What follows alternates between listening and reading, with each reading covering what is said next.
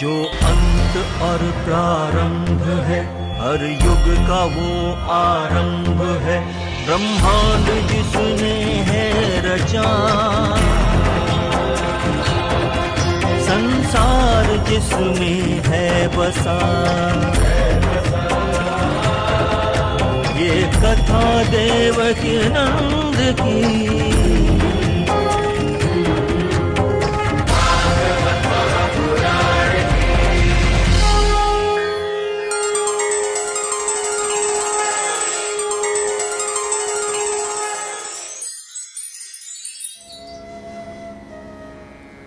कथा का काम है आपको भगवत चरण अनुरागी बना देना। जो व्यक्ति सच्चे मन से 7 दिन कथा सुने, क्या फल है इसका? इसका फल है माया से विरक्ति और गोविंद के चरणों में आसक्ति।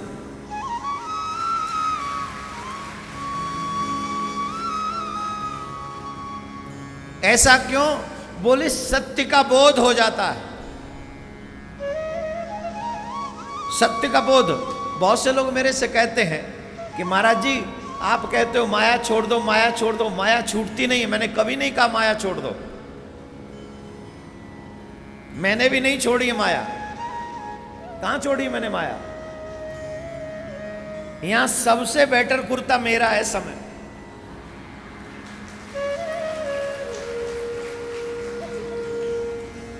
मना करके दिखाओ। कहो कि हाँ महाराज जी नहीं आप गलत कह रहे हैं, आपसे महंगा है मेरे पास। नहीं है, आपको पता ही नहीं है। स्पेशल डिजाइन किया हुआ कुर्ता है ये।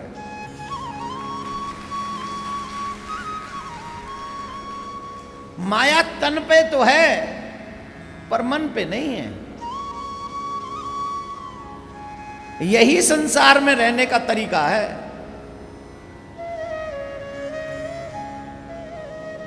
माया में रहो पर माया तुम में न रहे। Use and throw.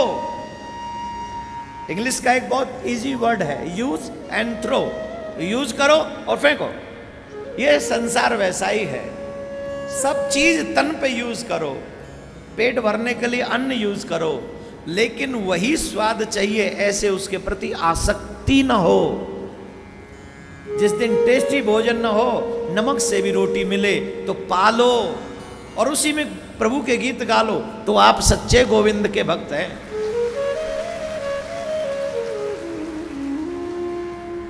अब देखो माया से हम कभी दूर नहीं जा सकते, कभी नहीं जा ही नहीं सकते।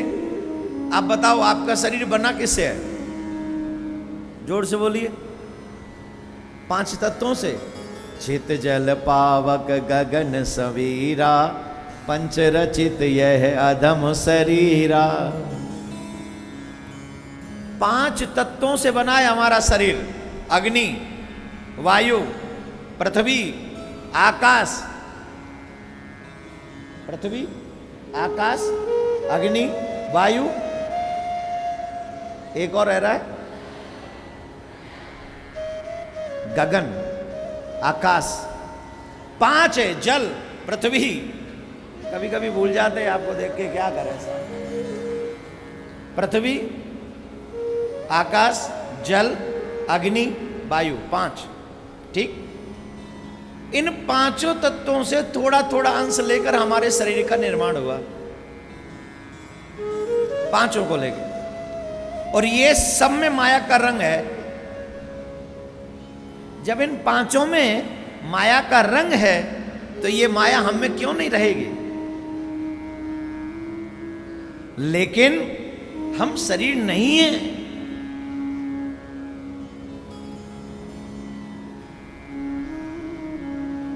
You must be know we are not only body parts, we are not only body. हम सिर्फ शरीर नहीं है। शरीर तो काम चलाने के लिए भगवान ने दिया है। हम कौन है? हम कौन है? मालूम है हम कौन है? हम है आत्मा। और आत्मा इनसे नहीं बनती, 5 तत्वों से। वो परमात्मा तत्व से बनती है। और जो परमात्मा वही ईश्वर का अंश है, ये शरीर ईश्वर का अंश नहीं है, आत्मा ईश्वर का, ईश्वर अंश जीव अविनाशी। ये आत्मा जो है ये भगवान का अंश है, और उस भगवान के अंश पे माया नहीं चढ़ती। ईश्वर के अंश पे माया नहीं चढ़ती, माया के अंश पे माया चढ़ती है। इसलिए माया के अंश को माया की जरूरत है, ईश्वर के अंश को ईश्वर की जरूरत है। तो क्या करें? बोले तन चलाने के लिए, घर चलाने के लिए, संसार चलाने के लिए माया को यूज करो, और गोविंद को पाना है इस भाव के लिए माया को थ्रो करो।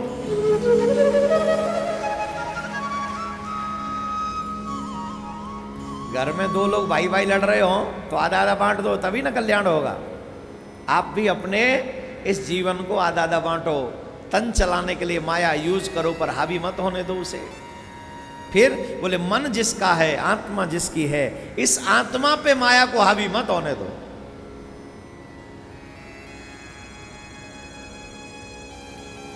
जब तक इस आत्मा पे माया हावी रहेगी तब तक मायापति नहीं मिलेंगे। किस किस को चाहिए मायापति? जिन्हें माधव चाहिए हाथ उठाकर बताएं। उठाइए। आया, इतने लोगों को चाहिए, सही बात। नीचे करो। माया किस किस को चाहिए?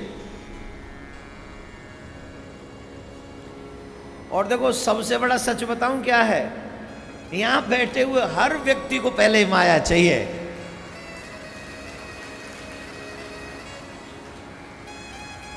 हाथ सबने माधव के लिए उठाया है, पर ठीक उल्टा है। ब्रजवासी बोले तो कभी कभी उनके अर्थ को उल्टा समझना चाहिए। वैसे ही जयपुर वालों पे, राजस्थान वालों पे भी गोविंद की बड़ी कृपा है, सारे ब्रज के ठाकुर राजस्थान में आ गए, तो ये भी उल्टा ही काम करते हैं। हाथ उठाया माधव के लिए, पर माया पहले भेज देना।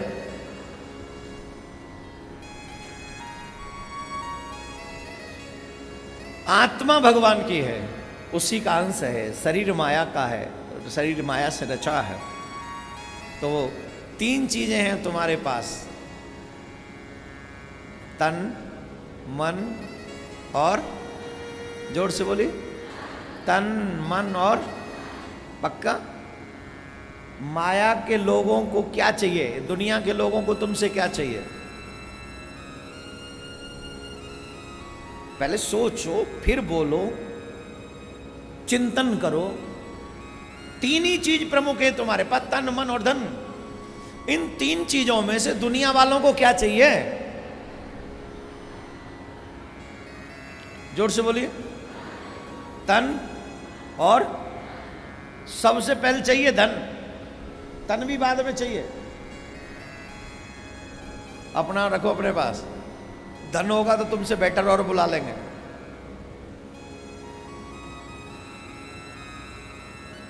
सबसे पहले चाहिए धन, और दूसरा चाहिए तन। तन चाहिए घर साफ करने के लिए, रोटी बनाने के लिए, और देवियों को चाहिए नोट कमाने के लिए। लेके कमा के तभी तो मैं शॉपिंग करने जाऊंगी। तो वो तन होगा तो बिजनेस करेगा, काम करेगा, नौकरी करेगा। आपका तन होगा तो आप रोटी बनाएंगे, या फिर आप भी काम करेंगे, नौकरी जॉब करेंगे, जो भी व्हाटएवर, उसके लिए तन चाहिए। और जो उससे मिले मेहनत से वो धन चाहिए। लेकिन क्या किसी को तुम्हारा मन चाहिए? किसी को चाहिए मन? एक व्यक्ति का नाम बता दो, बोले उसे मन चाहिए मेरा। है कोई? हाँ माता जी, किसको चाहिए आपका मन? किसको? पतिदेव को? किसको? बैठ जाओ। पतिदेव को नहीं चाहिए। पतिदेव को मन चाहिए किसी का? पत्नी को मन चाहिए किसी का? बेटे को भी मन नहीं चाहिए, मां को भी मन नहीं चाहिए। और की तो बात ही छोड़ दो। सबसे निस्वार्थ प्रेम अगर किसी का है तो वो मां का, निश्चल प्रेम मां का। कम करो। अब जो बात बोलने जा रहा हूं वहां विचार बदल जाएंगे आपके। लेकिन वही मां तुमसे रूठ जाती है कब? जब बुढ़ापे में तुम अपनी पत्नी के साथ जाओ और अपनी माँ की सेवा ना करो तो झट माँ रूठ जाती है और कहती है मेरा ध्यान नहीं रखता है। अब तो उसी का हो गया, शीला का। जिस दिन से आई है शीला अपनी माँ को भूल गया। हाँ या ना? जिस दिन माँ की न मानो तुमसे रूठ जाते हैं, माँ ये भूल जाती है पहले तुम भी तो बहू थी, तो जैसे तुम्हें उम्मीदें रहती थी अपने इनसे, वैसे तुम्हारी बहू को भी उम्मीद रहती है तेरे छोरे से। लेकिन माँ भी रूठ जाती है, लेकिन सबसे निस्वार्थ प्रेम है वो है मेरे गोविंद का। वो कभी तुमसे रूठता नहीं, कभी नहीं रूठता। वो हर घड़ी, हर स्थिति में, हर परिस्थिति में तुम्हारे साथ खड़ा रहता है। वो कहता है जिसे तन चाहिए तन दे दे, जिसे धन चाहिए उसे धन दे दे, लेकिन मुझे न तेरा तन चाहिए न धन चाहिए। जो बचा है, जो कोई नहीं चाहता, तेरा मन, वो तू मन मुझे दे दे। वो मन दे दे मुझे। लेकिन ये संसार में फंसा हुआ व्यक्ति मन भी गोविंद को देता नहीं है, ये मन भी दुनिया वालों के पीछे ले लेके डोलता है, मन लेके घूमता है। तो आप आज इस कथा से एक बात सीखिए, तन और धन दुनिया को दे दो और बचा हुआ मन मेरे गोविंद को दे दो। तेरा लोक भी सुधर जाएगा और परलोक भी सुधर जाएगा। संसार में रहो पर संसार को अपने जीवन में, अपने मन में मत उतरने दो।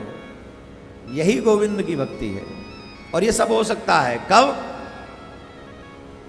जो व्यक्ति गुरु के बताए हुए मार्ग पर चलता है। आज काफी लोगों ने दीक्षा ली, सुबह से ही महाराज बड़ा भीड़ था वहां, हम तैयार भी नहीं हुए थे, उससे पहले लोग राउंड लगाने लग गए वहां। हम तो सोच रहे 9 बजे आएंगे तो अपने हिसाब से हो जाएंगे हम भी तैयार, पर ना, हमारे चेला तो बड़े पक्के थे, 7 बजे से राउंड लगा रहे थे वहां।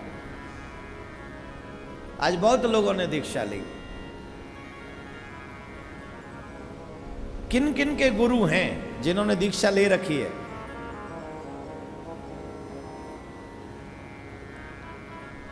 नीचे करो आप। और जिन जिन ने दीक्षा नहीं ली है वो हाथ उठाएंगे, जो ऐसे ही अभी निगुरे, नीचे करो आप। For your kind information my dear, बिना गुरु मंत्र के आपको कोई सत्कर्म नहीं लगता।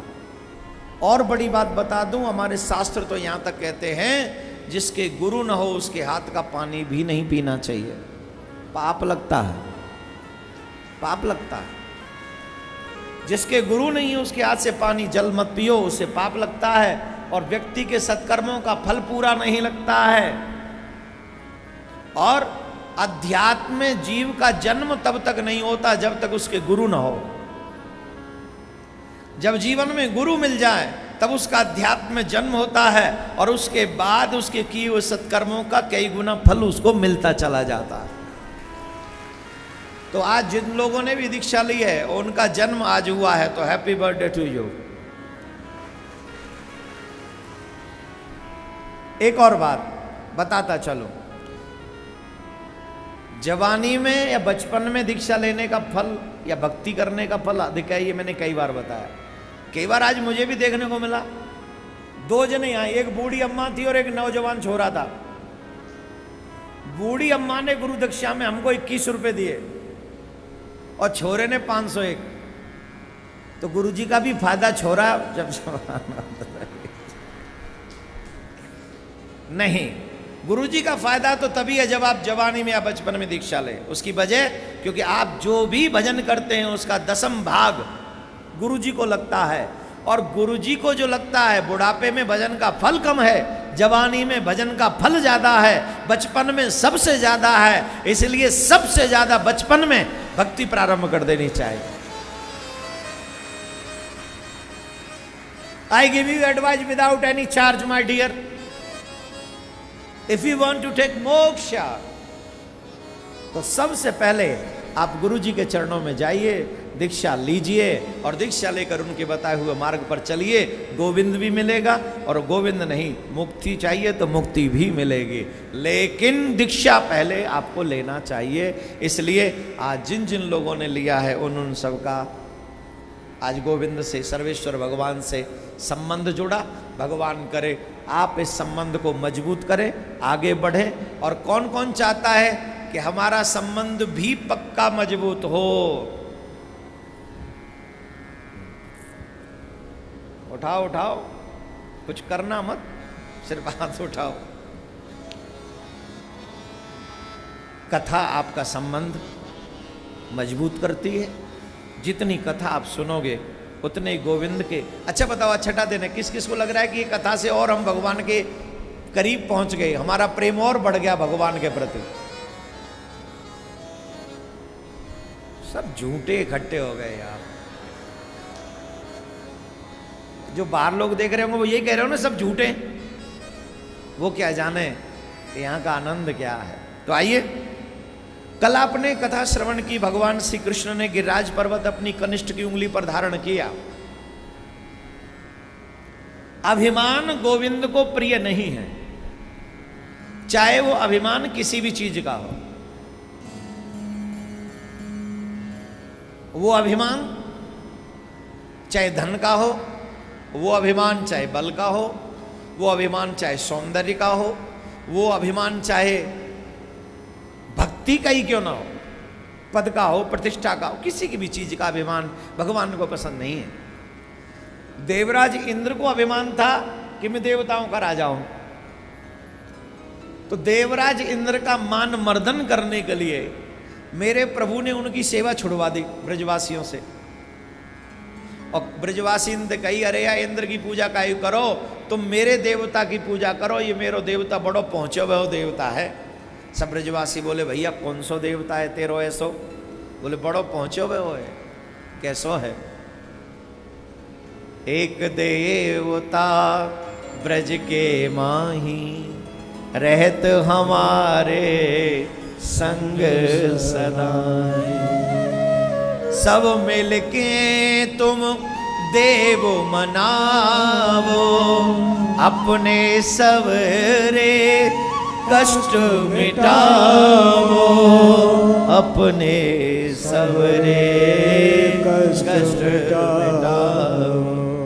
एक देवता है ब्रज में, हमारे संग रहे, हमेशा संग रहे, और जो वह देवता की पूजा करे है,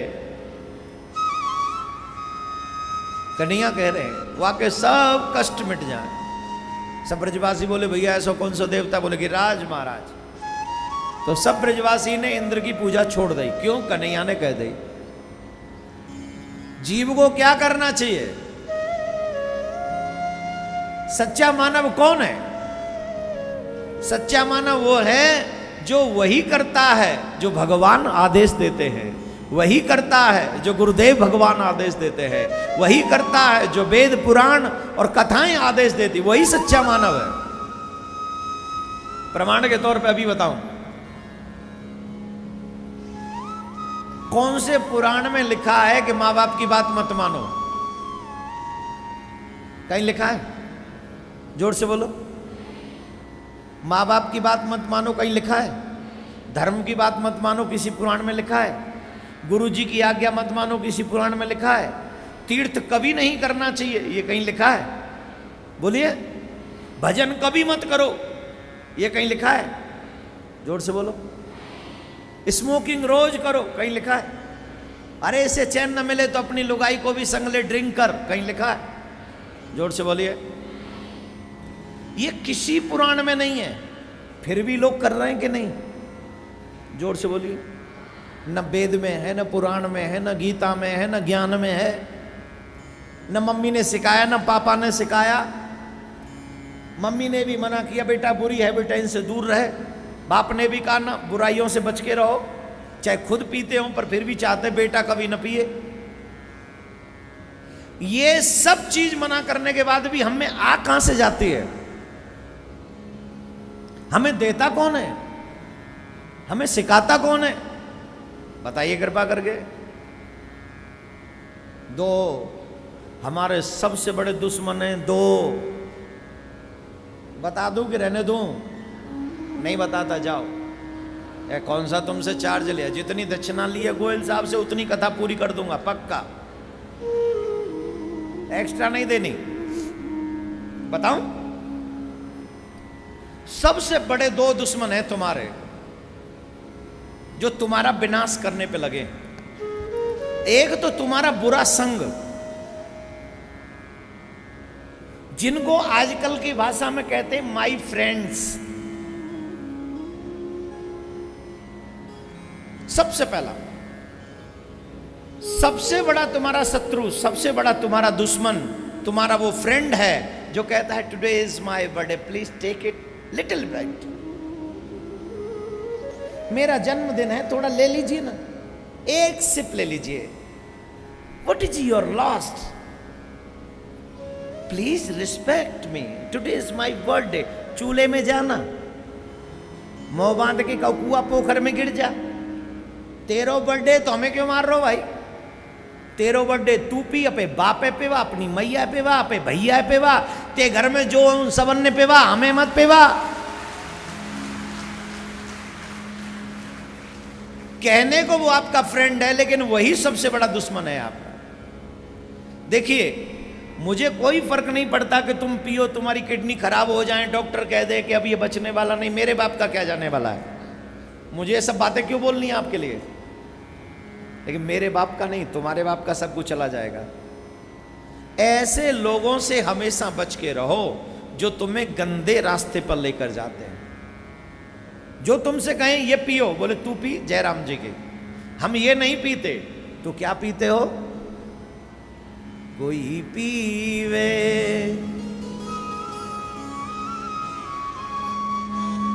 नाम रस, नाम रस, नाम रस मीठा है, नाम रस मीठा है। ओ हरियाली तीज, बैठ जा।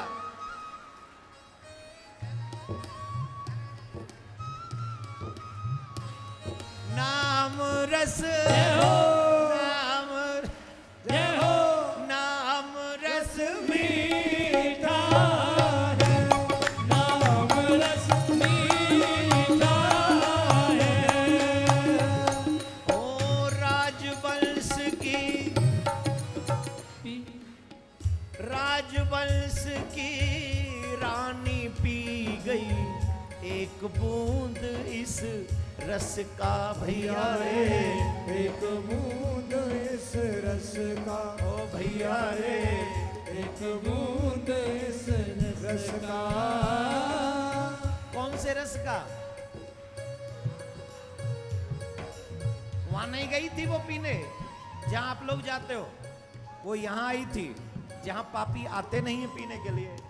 एक बूंद राजवंश की रानी पी गई, एक बूंद इस रस का, ओ भैया रे, एक बूंद इस रस का।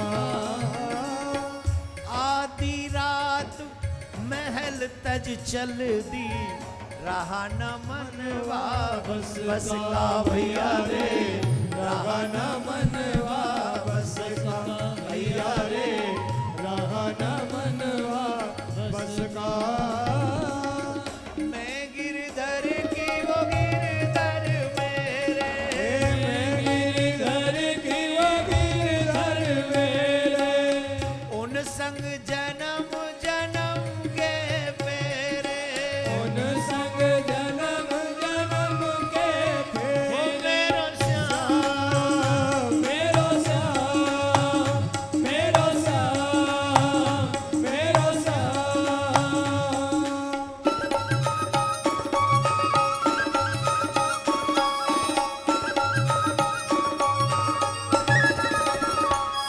नाम रस, जोर से बोलेंगे आप सभी।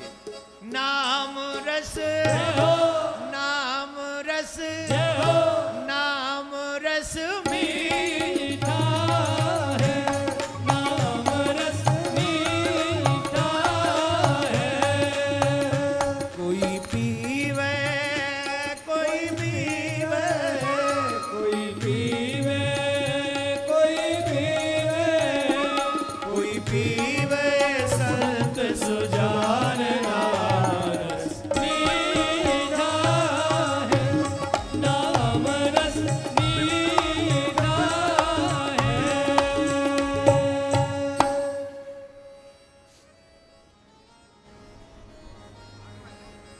कौन सा रस पीना है? जोर से बोलिए। मैं हमेशा एक बात कहता हूं, जाम पे जाम पीने से क्या फायदा, शाम को पी सुबह को उतर जाएगी। एक बार कृष्ण नाम जाम पी के तो देख, जिंदगी भर के लिए तुझ पे चढ़ जाएगी। अगर हमारा इतिहास अच्छा हो, हमारे पूर्वज अच्छे हों, तो हमें उनसे शिक्षा जरूर लेनी चाहिए। हे राजस्थान के भक्त प्रेमियों, तुम्हें कहीं और किसी और की तरफ देखने की जरूरत नहीं है। तुम्हारे इतिहास में तो भक्त शिरोमणि श्री मीराबाई जी प्रकट हुई हैं। उन मीराबाई जी के चरित्र से सीखिए, गिराने वाला नशा नहीं, उठाने वाला नशा करना है। और मीरा ने किया तो 500 वर्ष बाद भी आप गीत गा रहे हो।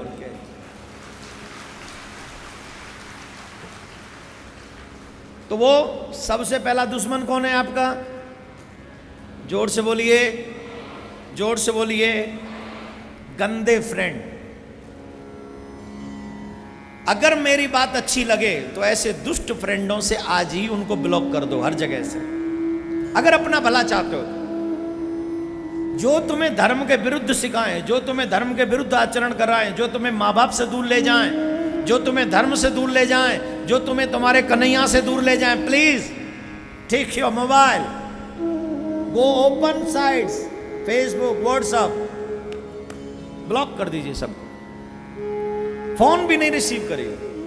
हाँ, कोई अच्छा हो जिसका नियम हो कि गोविंद देव जी की आरती एवरीडे करनी है, ऐसे लोगों को अपने जीवन में अपना मित्र बना लीजिए। जाते हो, हमें भी साथ में लेके चलना, हम भी चलेंगे। आप ऐसा सच्चा मित्र वही है जो मुझे धर्म की राह पर मेरे साथ चले और मुझे भी लेकर चले। ऐसे लोगों को अपना मित्र बना लो, जीवन में पवित्रता आ जाएगी और तुम कन्हैया के करीब पहुंच जाओगे। पहला। और दूसरा, तुम्हारा शत्रु बताऊं? तुम्हारा मन।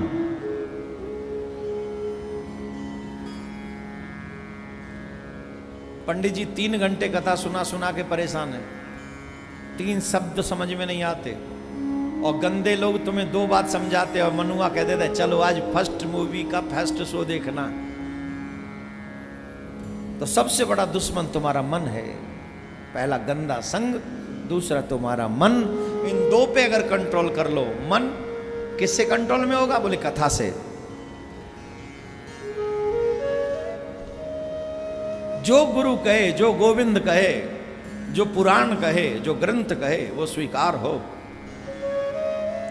श्री कृष्ण ने कहा कि राज की पूजा करो, सब ब्रजवासी छोड़ के चल दिए इंद्र की पूजा। जो कृष्ण ने कह दिया वही करेंगे। और इंद्र की पूजा नहीं, गोवर्धन की पूजा की। अब गोवर्धन की पूजा, गिरिराज भगवान की पूजा की। इंद्र कुपित हो गए। लगातार 7 दिन बारिश हुई और 6 दिन तो यहां भी होली हुई है कि नहीं? 6 दिन बारिश। पहले दिन शाम से वो बाबा आए कि नहीं कथा में पता नहीं, वहां मैं दर्शन कर रहा था, बड़े धमका रहे थे। आपका तो डायरेक्ट लिंक है, कह दो वर्षा हो जाए। पहले ही दिन कहा और 5 मिनट से लगातार बरस रहा है। फिर 6ठा दिन है, आज भी बारिश हुई है। कल की ओर देखते, जो गोविंद देव जी को मंजूर। 7 दिन लगातार बारिश हुई, 7 दिन। भगवान ने अपनी कनिष्ठ की उंगली पर, सीख लीजिए, ये सिर्फ गोपियों के साथ रस रचाने वाले नहीं है, ये भगवान है, प्रत्यक्ष प्रमाण दे रहे हैं। आप लोग बड़ी जिम विम करते हो, आजकल तो माताएं बहन भी बड़ी जाती हैं। 1 2 3 4 5 6 1 2 3 4 5 6 1 2 3 4 5 6। कितने भी तुम जिम जाओ, कितने भी बड़े बलवान हो, बताओ कनिष्ठ की उंगली पर, वो भी लेफ्ट हैंड की पर, कितना वजन उठा सकते हो? भगवान ने 21 किलोमीटर का पूरा पर्वत, और थोड़ा बहुत नहीं था, इतना ऊंचा जिसकी छांव वृंदावन आती थी, सिर्फ कनिष्ठ की उंगली पर उठाया। आप 21 किलो इससे उठा लेंगे? Is it possible? बोलिए यस और नो। क्यों? बोले हम इंसान हैं। फिर उनने क्यों उठा लिया? बोले वो भगवान थे। फिर हम मानते क्यों नहीं? जब भी लोग कृष्ण पर संदेह करते हैं ना, तो सिर्फ रास की चर्चा करते हैं। वो गिरिराज पर्वत की चर्चा नहीं करते, वो पूतना की चर्चा नहीं करते, वो काली नाग की चर्चा नहीं करते, वो दावानल अग्नि की चर्चा नहीं करते। वो सिर्फ चर्चा करते, रास रचाते। रास रचाते ऐसे जैसे तेरी वो दादी थी जिसके साथ रास रचाते। अरे तू जानता भी है रास किसको कहते भाई? जिसके विषय में जानो ना, जबरदस्ती के विचार शेयर मत करो। सिर्फ और सिर्फ हिंदू इतना गिर गया है कि अपने भगवान पर भी जोक बनाता है। सिर्फ हिंदू गिर गया है इतना। आप किसी मुसलमान भाई को नहीं देखेंगे अपने खुदा पर, अपने कुरान पर जोक बनाते हुए। किसी सिख भाई को नहीं देखेंगे आप अपने कुरान से, अपने गुरु ग्रंथ साहिब पर जोक बनाते हुए। कभी क्रिश्चियन को नहीं देखेंगे आप बाइबल पर ऐसे जोक बनाते हुए, खुदा पर या भगवान पर या उनके। लेकिन हिंदू आपको बहुत मिल जाएंगे जो राम पर, कृष्ण पर, हनुमान पर, सब पे जोक लगे। क्यों? इनका जमीर मर चुका है, ये गुलाम हो चुके हैं। 1000 वर्ष से इन्होंने गुलामी सही है, इनका मानसिक संतुलन खराब हो गया। ये धर्म के प्रति वफादार नहीं है, ये गद्दारों के प्रति वफादार हो गए। और आज भी इस देश में गद्दार, इस देश के गद्दार आज भी राज्य करते कभी कभी। ये गुलाम है साहब, भयंकर वाले गुलाम है। अरे जो अपने धर्म का सगा ना हो सका, वो किसका सगा होगा बोलो? हम अपने भगवान से कृष्ण पर उंगली उठाते हैं। कृष्ण को जाना कितने? 6 दिन के थे तो कालकूट विष पी लिया था। पी के दिखा दो, बच जाओ तो आके बहस कर लेना। मेरे कृष्ण जैसा कृष्णात् परम किमपि तत्त्वम हम न जाने। श्री कृष्ण के परम अद्भुत चमत्कारों को, उनके रहस्यों को हम नहीं जान सकते। वो परम विचित्र है। देवराजेंद्र 7 दिन तक बारिश, घनघोर प्रलयकारी मेघों को भेजा था कि जाके ब्रज को डुबा दो, पर एक बूंद ब्रज की धरती को स्पर्श न कर सकी। बोले कहां चला गया सारा प्रलय काल का जल? बोले महाराज सारा जल जो गिरिराज उठा रखे थे श्री कृष्ण ने, उनके ऊपर सुदर्शन चल रहा था, सारा जल उसमें समा गया। इसका मतलब जो कृष्ण के संरक्षण में आ जाता है, उसे कोई भी प्रलय उसे समाप्त नहीं कर सकती। उसे कृष्ण और कृष्ण के अपने पदा उसे बचा लेते। हर जगह पर कोई उसे मिटा नहीं सकता। जो कृष्ण के कृपा पात्र हो ना, उन्हें दुनिया में कोई नहीं मिटा सकता। इसलिए दुनिया पे भरोसा करो न मत करो, तुम्हारी मर्जी, पर भगवान पे सबसे ज्यादा भरोसा करो। गोविंद देव जी पे सबसे ज्यादा भरोसा करो। प्रिया कांजू पे सबसे ज्यादा भरोसा करो। तो मेरे प्यारे, इंद्र शरणागत हुए, त्राहिमाम त्राहिमाम, भगवान ने क्षमा कर दिया। और इतने दयालु हैं जिसकी वजह से 7 दिन उंगली पर पर्वत उठाया। जब वो आगे क्षमा मांगने लगे तो श्री कृष्ण ने कहा तुम ऐसे मत कहो। इंद्र कह रहा है मेरे से अपराध हो गया, अपराध। अरे भैया तू तो अपराध नहीं भयो, तेने तो बड़ी सेवा करी है। सेवा? बोले हाँ सेवा ही करी है महाराज, आपको इतना कष्ट भयो, मैंने कहा सेवा कर दे। अरे तैने ही तो सेवा करी है। ये सब ब्रजवासी मोह भोग लगामते गए। लेव जी लड्डू, लेव जी पूड़ी, लेव जी पेड़ा, लेव जी रबड़ी, लेव जी खुरचन, लेव जी कढ़ी चावल, लेव जी ये सब खवायो। सबने भोग लगायो, लेकिन जल का उन्हें नहीं पिवायो। अगर तुम इतनी वर्षा नहीं करते तो मैं प्यासो रह जाम। तो तुमने तो जल वर्षा करके मेरी प्यास को तृप्त कर दियो है। इनने लगायो भोग, तेने मोकू जल को पिवायो है।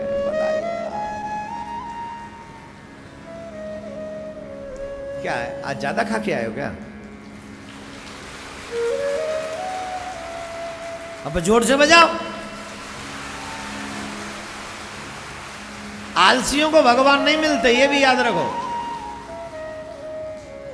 आलसी लोग भगवान से नहीं मिल सकते। तो मेरे प्यारे, ऐसे दयालु जो अपराध को भी सेवा मान ले, ऐसे दयालु को छोड़कर कहीं अन्यत्र भटकोगे तो हमारी क्या गति होगी? तो ऐसे दीन दयालु, ऐसे मेरे प्रभु, ऐसे मेरे गोविंद। गिरिराज पूजन के बाद में एकादशी का व्रत कौन कौन रहता है?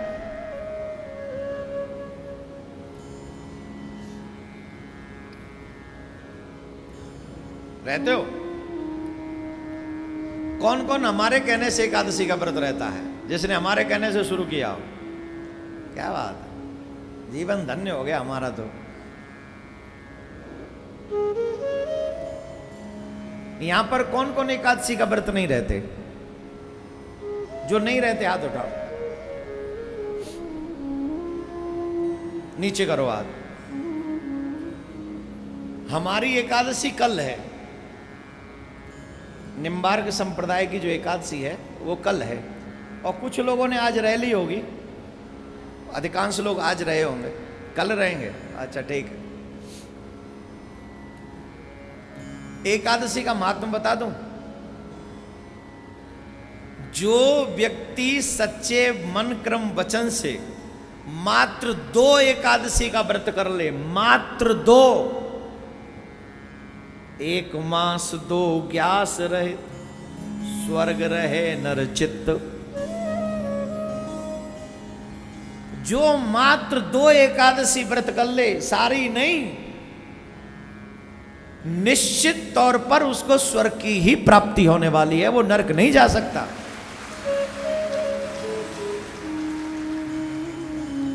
जो सिर्फ 2 एकादशी व्रत करे, और जो इतनी रहते हो उनका तो फिर कहना ही क्या है। और बिना साधन के भगवान नहीं मिलते। बिना जॉब किए, बिना वर्क किए क्या पैसा मिलता है? जवाब दीजिए।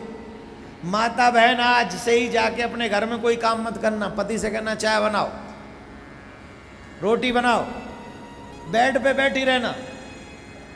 सिर्फ 10 दिन ऐसा करके देख लो, 11वें दिन न लड़ाई हो जाए तो गारंटी है।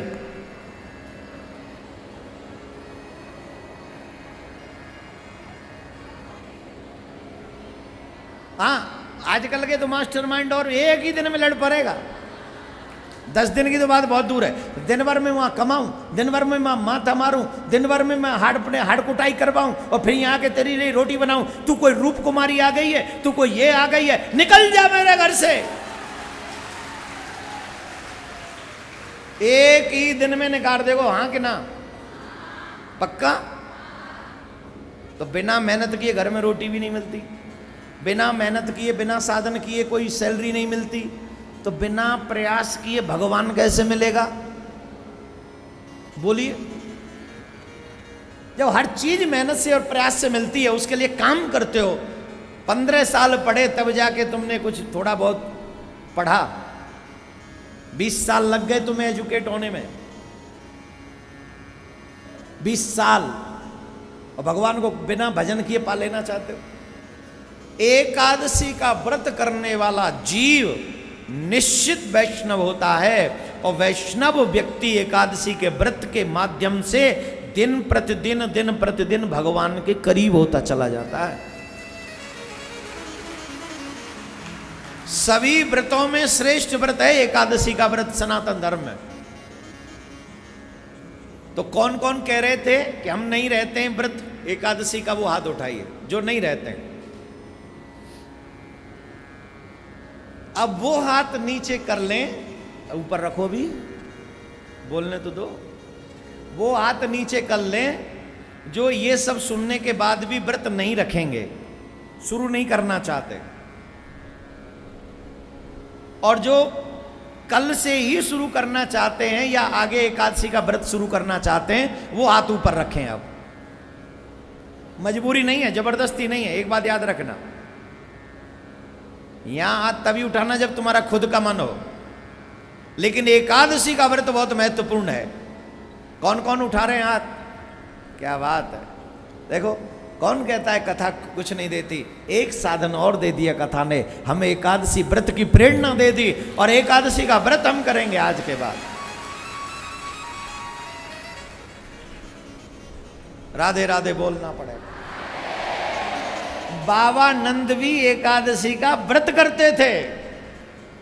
ओ मैया, ओ मैया, अभी तक हाथ ऊपर कर रहा, क्यों आज ही रहेगी का?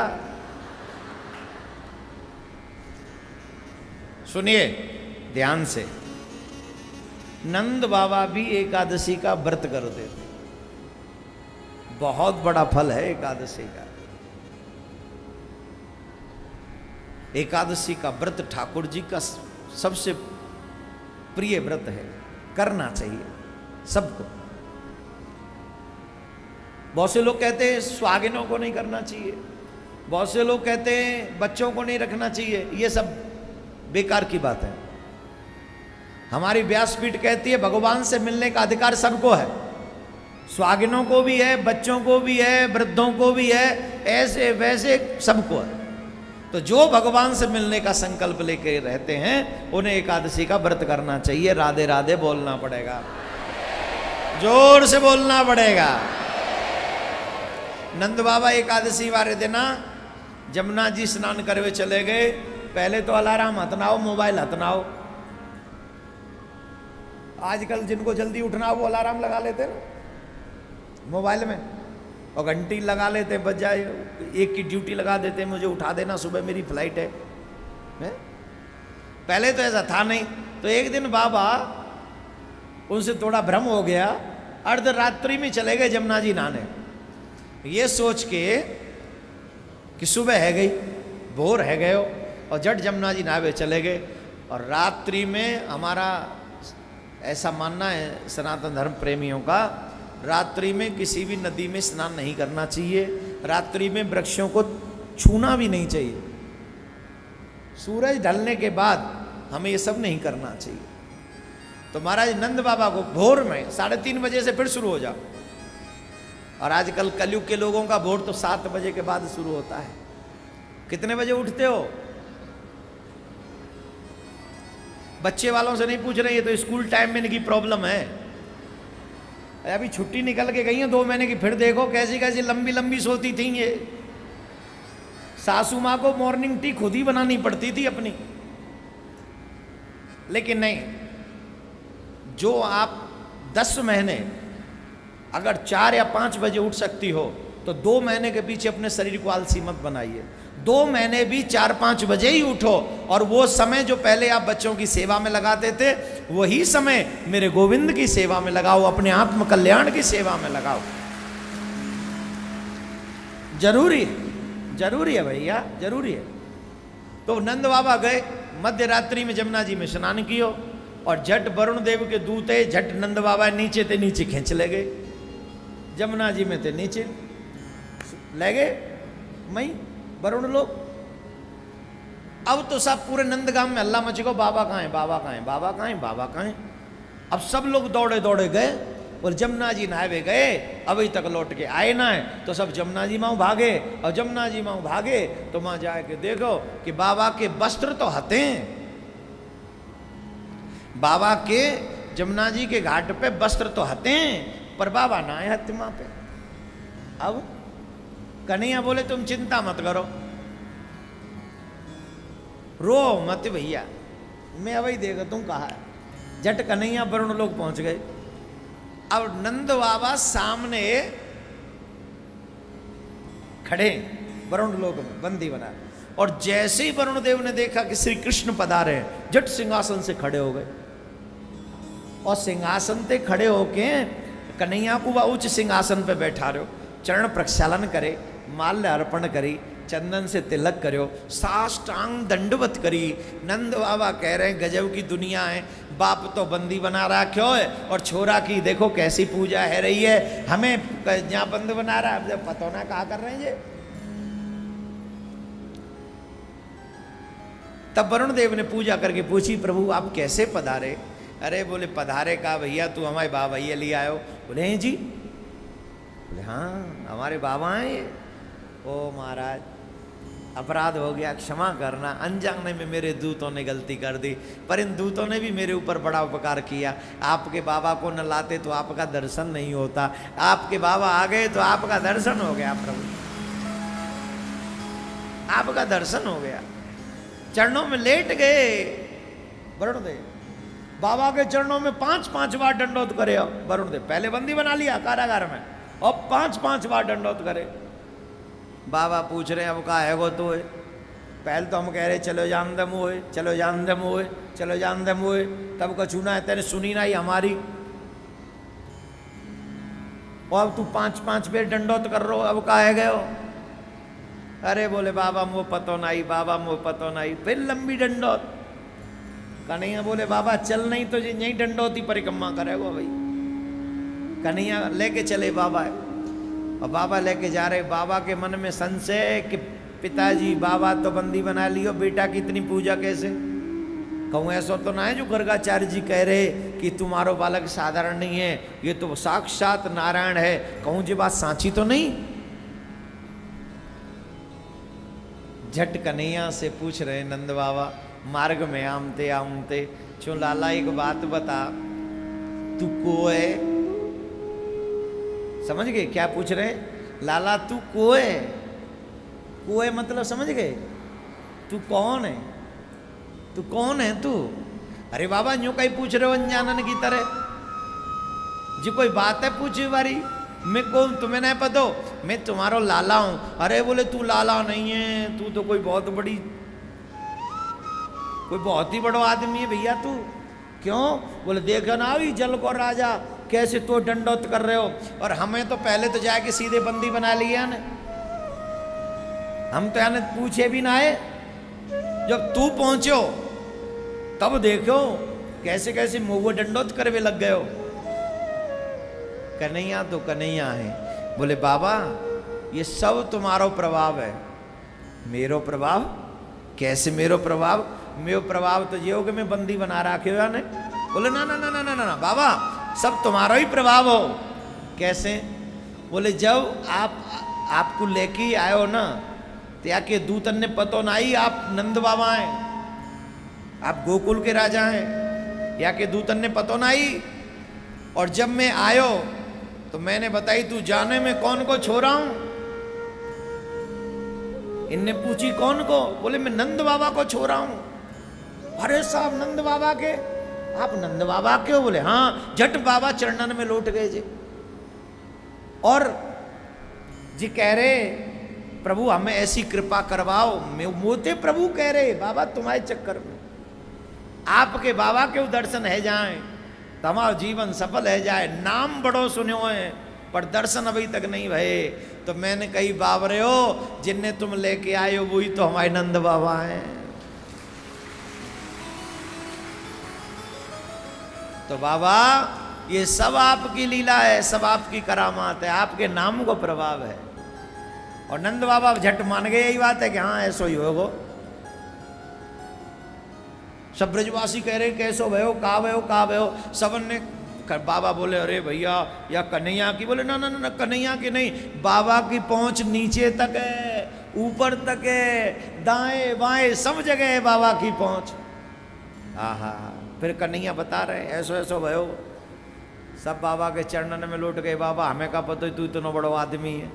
यही भगवान का स्वभाव है। भगवान कभी अपने आप को बड़ा नहीं बनाते, भगवान अपने शरण में आए हुए जीव को ही बड़ा बनाते हैं। यही भगवान की लीला और स्वभाव है। सुनते हो ना भजन, करते हो तुम कन्हैया मेरा नाम हो रहा है, मेरा आपकी कृपा से सब काम हो रहा है। करते हो तुम कन्हैया मेरा नाम हो रहा है। करते हो तुम कन्हैया मेरा नाम हो रहा है। मेरा आपकी कृपा से सब काम हो रहा है। अच्छा एक बात बताओ, क्या तुम लोग कुछ करने के लायक हो? बताओ ईमानदारी से, क्या हम कुछ करने के लायक हैं? बोलिए।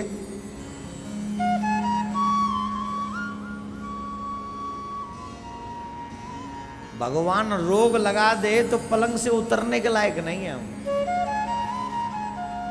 नरसिंह मेहता की बात कभी कभी बहुत मन को, नरसिंह मेहता ने कहा कि अगर आप मुझे रोग लगा दोगे तो मैं किसी डॉक्टर के पास नहीं जाऊंगा।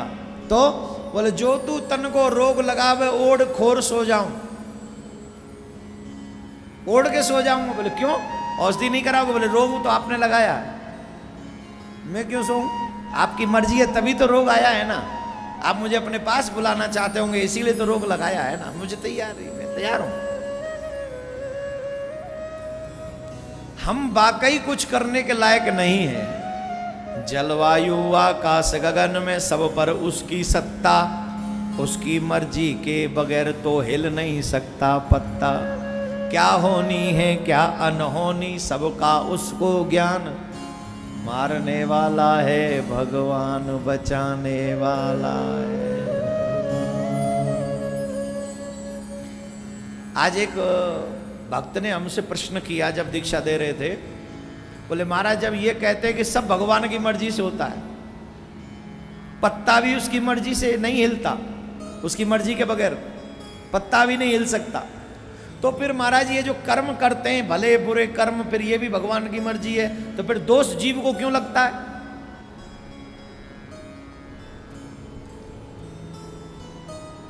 उत्तर दूं इसका, भगवान ने जीव को स्वतंत्र छोड़ा है कर्म करने के लिए।